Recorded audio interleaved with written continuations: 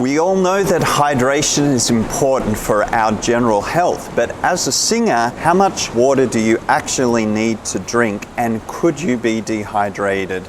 In today's video, let's talk about hydration and singers, and in particular, I want to answer 3 questions. Why is hydration important for you as a singer? How much water do you actually need, and could you be dehydrated? On this topic, there is a lot of out-of-date and misinformation, so my answers may even surprise you. Hang around to the end, guys, because I want to share my 6 top tips with you for staying hydrated as a singer. Let's start now.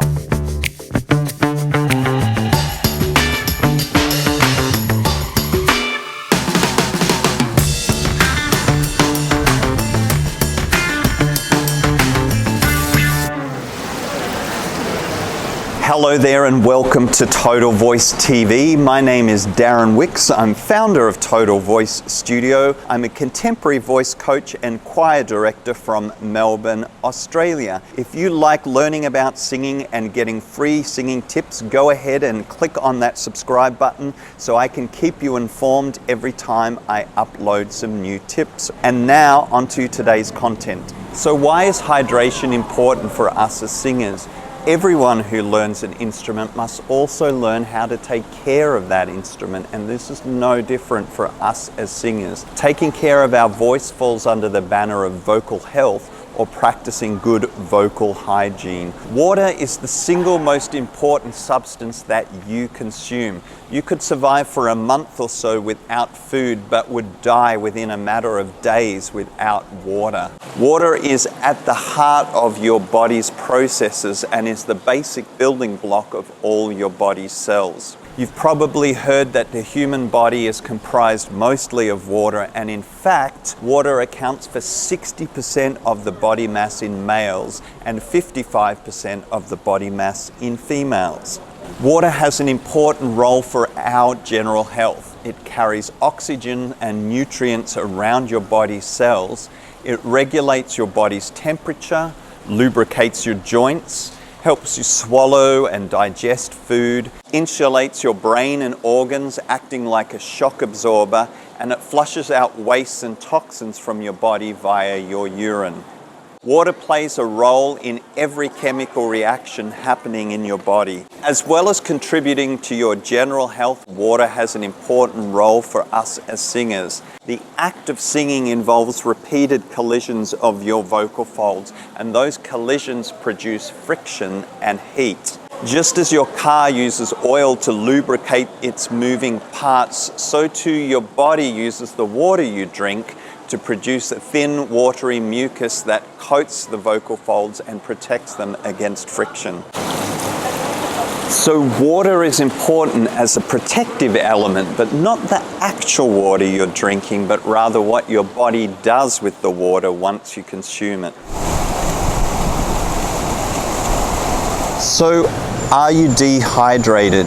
We are all constantly losing water from our bodies, and the main causes of this are going to the bathroom, sweating, and even just breathing out. When we sing, we lose water at a faster rate. First, because the extra airflow through our windpipe causes evaporation, and second, because when your vocal folds are under a heavier workload, your body needs to produce more lubrication. Ensuring you have enough water is a balancing act, and dehydration occurs when you are losing fluids faster than you are taking them in. Dehydration is especially dangerous in the elderly and in young children. The best way for you to spot dehydration is to pay attention to the warning signs, and the most obvious of those warning signs is feeling thirsty.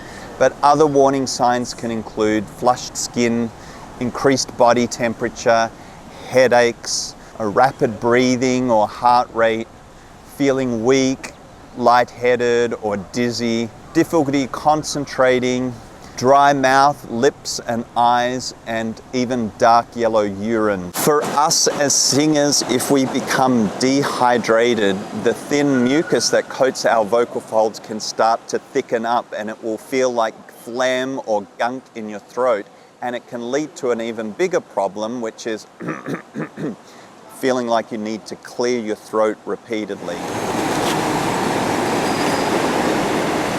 Without enough water, every cell, tissue, and organ in your body will struggle to perform at peak efficiency, and this includes your voice. But how much water do you really need? It was once thought that humans should drink around 8 glasses of water a day, and this advice comes from a 1945 recommendation by the USA Food and Nutrition Board. However, we now know that hydration levels vary among individuals, and this is because your genetics, age, the amount of physical activity you do, your fitness, and even where you live can all have an impact on how much hydration you actually need. Australia's current dietary guidelines don't recommend a specific amount of water, but simply recommend that we drink plenty of water. These guidelines also encourage us to opt for water over fluids such as juice, soft drinks, and cordials. CSIRO dietitian Penny Taylor says a good rule of thumb is that we should consume 35 mils of fluid per kilogram of body weight. So if you know your current body weight in kilograms, just multiply this by 0.035. For example, at my current weight of 73 kilograms, when I multiply this by 0.035, I get 2.5 liters of water that I should be drinking per day. If you type it into Google, you'll also find some online hydration calculators where you can enter your details, and they will also give you advice on how much water you should be drinking. So does it have to be water? Of course, water will always be your healthiest option because it contains no calories, but many other drinks and foods that you consume during the day can also hydrate you and count towards your daily water targets. And this includes tea, coffee, milk substitutes and juices, soups, and even fruit and vegetables. So what about tea and coffee? It's commonly taught that drinks containing caffeine, such as tea and coffee, will dehydrate you and dry out the voice. But this is not quite accurate. Nothing we drink acts directly on the voice, but affects the body as a whole. And caffeine has a mild diuretic effect on the body, which means it makes you want to urinate a little bit more. However, current research suggests that when consumed in moderation at about 3 or 4 cups a day, tea and coffee do not dehydrate the body and will actually contribute a little bit to your body's daily water count. So can you drink too much water? Technically you can, but this is rare.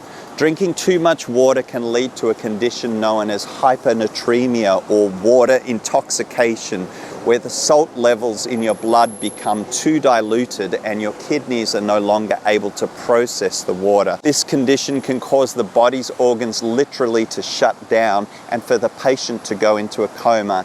Most healthy people are not at risk of developing water intoxication. The risk lies mostly with people who drink large amounts of water after heavy exercise or after consuming a lot of alcohol.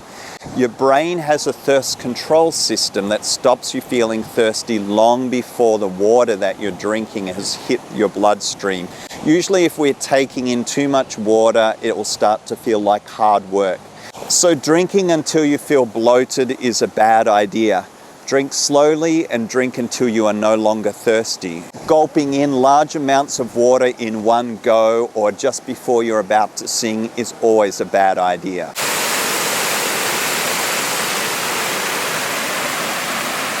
Guys, if you're still with us, well done for hanging in through all that theoretical information. And now I want to give you some practical tips. So here are my 6 tips for staying hydrated as a singer. Tip number 1, monitor your hydration. Your body will give you some pretty clear indications that you're starting to get dehydrated. So keep an eye out for symptoms such as a dry mouth, headache, dizziness, and lowering of your energy. Now let's talk about the slightly embarrassing topic of your toilet habits. Dr. Van Lawrence, a leading medical specialist in voice problems, is famous for his advice: sing wet, pee pale. This means that monitoring the color of your urine is one way to assess your hydration levels. Ideally, you want your urine to be colorless or a very pale yellow, and dark yellow urine might indicate dehydration. Also remember, this is not a fail-safe system, and some foods, medications, and even vitamin supplements can cause your urine to become dark yellow in color. Tip number 2, listen to your body. So much of good singing technique is about developing our awareness and our connection with the body. Did you realize that just a 1% change in your hydration levels is enough to affect your physical and mental performance? And about 2 to 3% is where people start feeling thirsty. So the key to avoid being overly dehydrated, tune into your body, drink water before you start feeling thirsty or at the first signs of thirst. Also remember that children and elderly are particularly bad at remembering to drink water, and they might need regular reminders.